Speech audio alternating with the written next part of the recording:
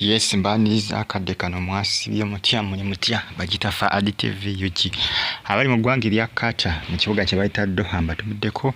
mu abasinziza mu ggwanga erya Saudi mu kibuga Riyadh. Abali mu ggwanga erya Uganda mu kibuga ekikulu Kampala namwe batumiddeko nembeebaza ne bagamba nti muli b'amaanyi nnyo okubanga mujje followinga. Kizini Becky bamuli bagamba nti lwaki azaala kumu ng'akame. Jjukira Kizini Becky isaazi nali lubuto era yasuubiza nti agenda kubawo balongo ekiruma kibalume bafe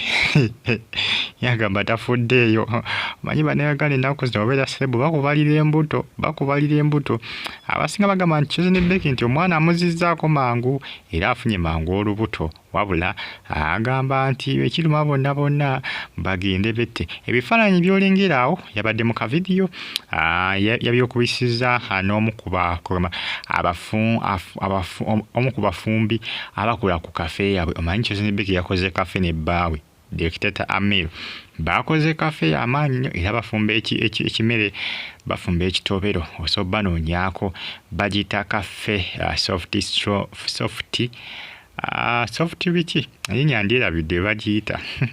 osogenda ku social media handles ze n'ogibuuza kafe balina ebyakabi byokka byebiriyo eyo kugambye y'amaanyi. Omwami we yakoze ki eyagitandisewo ne Kizini Becky be bagitandisewo babiri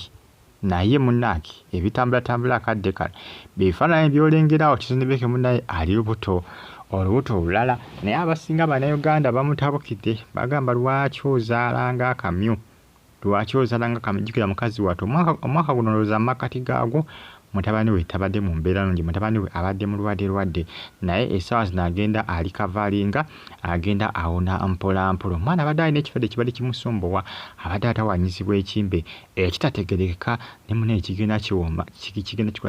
kigenda kiwona era agenda aterera mpolampola. Munnange byebyo ebimu ku ebitambula kadde kano ku mitimbagano egya shosholo ndoza olengera olubuto. Yagambye ku luno lwa Abalongo njagala mbazaali mpaka kuwulira bubi agamba ngenda bazaali safujjo anti munteekako akababba munteekako akababbababba munteekako olugezigezi kati ngenda bazaalisa kawampaane ngenda bazaalisa sifoosi ngenda bazaala lwampaka kubalumya mutwe kubalumya mpaka kuwulira bubi Kizini Becky munange andooza okirenge ekifaananyi olengera ali lubuto era nga yabadde ne kyefu kwabo abakola ku kafe yaabwe bagitako kafe softireti linnya lintabudde wabula linnya lintabudde erya kafe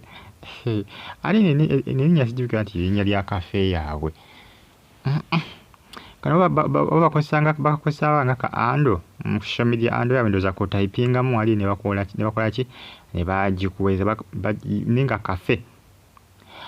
byomunnange ebitambata subscribe ng'onyige kale gwana bagyetaaze kafe ojagenda ku social media handles ze Facebook, Twitter, Instagram, YouTube ojagendayo okole ki ocommunicating naye ajja kugamba amannya agatuufu aga kafe kuba gano siga emannya amatuufu gendengera no waggulu wanino ku screen siga emannya amatuufu ojagenda ku social media handles ze ojja kuba communicating naye kafe ajja kuba kugamba amannya gaayo. Munange byebyo bagikoze kafe y'amaanyi ya tabu nnyo ya kabi nnyo ya mutawana ya pole nnyo musubscribinge munyige kale bagita Faadi TV gimbeebaza ne bagamba nti muli bakabi nnyo agamba agenda kubazaala mpaka kuwulira bubi era n'agamba nti ogudde agenda kuzaala balongo jjukira akaana ke kabadde kakyali kato ebyaddala akaana kabadde kakyali kato ne munnange yamanyi munaye buli omu aba ne pulaani ye kwazaalira buli omu aba ne pulaani ye kwazaalira bw'aba asazeewo kuzaala nga oba kuzaala buli mwezi kiri gy'ali munnange abaana babe ne bbaawe kati simanyi bannayuganda kibalumya mutwe kubanga sigamba nti ennaku agenda amusaba ez'olugoye oba amusaba eza pampa oba amusaba eza school fees byonna abikola ki byonna ebizibu beemalira ebizibu byabwe simulinako obuzibu oba azaala buli wiiki oba azaala buli lunaku yamanyi subscribe onyige kale bagita Faadi TV gimbaye bulungi mwera mbagala nnyo bannange like ngo commenting